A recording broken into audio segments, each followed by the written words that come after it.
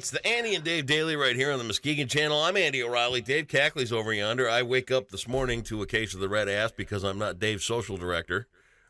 Sorry. What? Gee. I just said you could have told me about the boat, about the boat shenanigans. I would have had a great Aquastar. time. Would have loved to have been on it. Of course you But would have. no. Well, the invite was there on our little group Yes. page. And I told you I was going to go. Well, But I don't you remember didn't that. Remind me Friday. I or- really don't remember you telling me anything about. I don't remember said I any wanted to conversation whatsoever between you and I about the Aquastar. I'm just saying, and I see, the fun pictures, everybody having a great time. Everybody had a great time. And I would have loved to have been a part of it, but Of course, evidently, we'd love to have had you. But sometimes, when free stuff's offered, you should step up on your own. And the other thing that might have been inconvenient, What? that call 5 minutes before the ship was ready to leave when you're like, I can't find it. What's the directions? How do I get there? I'm at the Burger King. I can't find it. Dave, you remember that GPS I gave you and the phone I gave you that has GPS on it? Mm-hmm. All right. So I'll do better trying to maintain your social schedule. I will. I think just for future reference. For future reference, that's my solemn vow right there. All right. Because I would have, What'd you do this weekend other than get your? I didn't do a whole lot. Max and I, we shot some hoop. Yeah. Watched what did we watch? I can't remember. It's just the whole weekend just kind of like flew by and was they usually do. It was just I literally can't remember what I did. We basically played basketball most of the weekend, except on Sunday when it was all rainy, and then until later in the day when it cleared up again. Then we hooped it some more. So Dad's a little sore, a little Happy physically fun sore. times. Oh yeah, played a little Scrabble too, and then he quit because. I would too. It's like, dude, come on, Daddy didn't raise no quitter. Well, so he had to get a talking to for quitting Scrabble. when you're coming up with words like "fufufnik" and telling them that they're Scrabble words, I can see where he'd walk out on you too. Hey, do not challenge me on Scrabble words. I will kick your ass. I'm serious. I'm a look. You go on and on about your Jeopardy abilities. When it comes to Scrabble, I'm up there. I'm up there with the greats. I could destroy you in Scrabble. No. Are you serious? Yeah. I would any amount of money you wanted to lay down. I will destroy you in Scrabble. I will make you look like a third grader playing Scrabble. I will make you. That would be a great Facebook Live event. Andy against Dave and Scrabble. I'd crush you. That's all there is to it. We'd get literally dozens doing that for a solid 45 Speaking of dozens, minutes. we have those to entertain right now. Yes. Could you begin your newscast?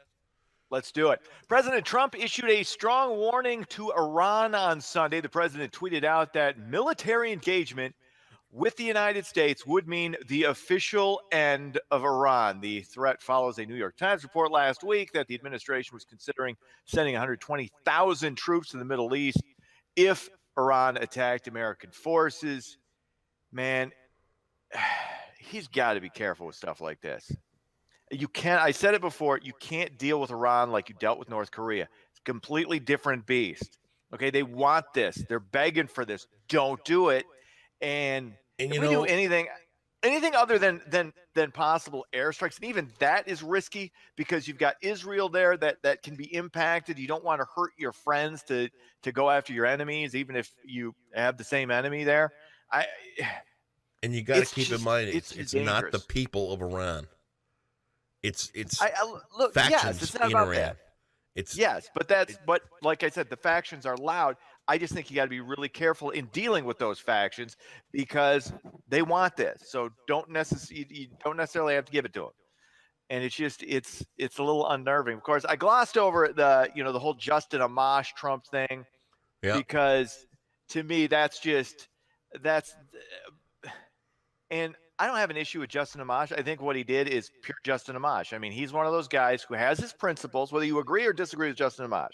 Okay. This is totally something he would do because and it's also one of the reasons that neither Republicans nor Democrats like him in Congress because he's got his principles, which is good, but he's completely unbending on everything. So it doesn't surprise me at all that he's slamming Trump. It's well within. I would expect him to do that, and that's how he genuinely feels. He's probably one of the more honest Mm-hmm. politicians in Congress. I mean, you can't, like I said, disagree with him. That he's authentic, and it also honestly helps his brand, because who the hell outside of Michigan knew who Justin Amash was before this weekend? Right. Very few. So this is, Right. I think, good for his brand, and it doesn't really hurt him as far as getting reelected, because Michigan's a swing state. You've got to appease both the left and the right. So, it doesn't really saying that Trump is engaging in impeachable offenses. It does not impact him, even though he's a Republican. So. Well, we shall see. Anyway, moving on, the College Board will soon be expanding its adversity index when evaluating students' SAT scores. The index has been used by around 50 colleges and universities and takes into account the students' socio-economic conditions, among other factors, when evaluating their scores. Now, the index will be made available to all colleges and universities by 2020. I'm very excited about this, because if my economic circumstance doesn't change over the next, 7-8 years, all Right. Max will have to do is sign his name to the SAT, and he'll get into Harvard. Look at you. That's all it's going to take. That's all it's going to take. I mean, because Wow. what I like about this is they'll completely ignore my white privilege, because because race isn't a factor in this. So now it's just my socioeconomic status, or I'm really excited. I can't wait for him to get into a great college. Imagine that day. Because his dad's poor. Can you imagine that day when he's sitting there at the college entry exam and he's talking to the lady and she's like, "So, Max, tell me about you.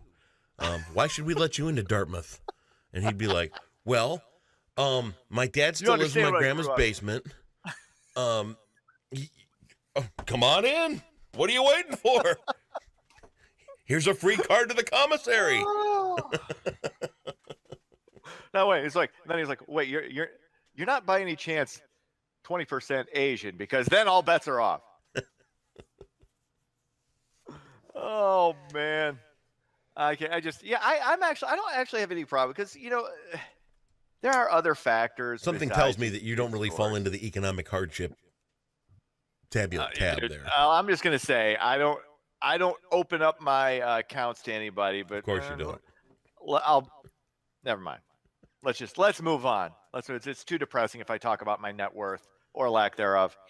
More than 100 kids from around the Midwest took part in a free football camp in Muskegon over the weekend. The camp was put on by former Muskegon Heights standout and current Baltimore Raven Willy Snead. Snead, who led the 2009 Muskegon Heights squad, put on the camp at Phillips Field on Saturday. He hopes to make this an annual event, which is great. I love seeing guys who've earned some success coming back and giving back to the community. Very important. And it's very important. It's very cool. And this is something he doesn't have to do. I mean, a lot of guys, you get out and you stay out. That, a lot of people do that. But it's good that you know where you came from, and you want to uplift those others who helped give you a hand as you were coming up. So good for Willy Snead, and hopefully this becomes an annual thing that people take notice of, because I think, and you'd agree, that's really, really important. Couldn't agree more. Yep. All right, moving on. Sports. Cubs win. They beat Washington 6-5. Detroit was losing to Oakland 5-3. That game was suspended due to weather conditions. So now they're going to play it September 6th. Okay. So, I mean, who the hell even knows who's going to be on Detroit or Oakland come Labor Day?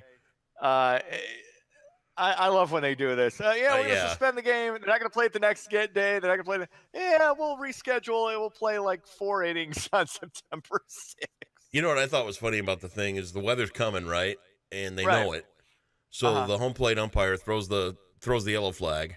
They go out and they cover the field up. And then the Oakland guys are all standing around going, "What? It's not going to rain. Hey, why'd you do that? Duh." And then all of a sudden, just boom, downpour. It was so funny. God. It's like, shut up and get in your dugout, And the manager's standing there all like, "Dude, shut up, get lost." Oh, jeez. Anyway, so that's sports. All right, have yourself a great Monday, and we'll see you back here tomorrow. Bye.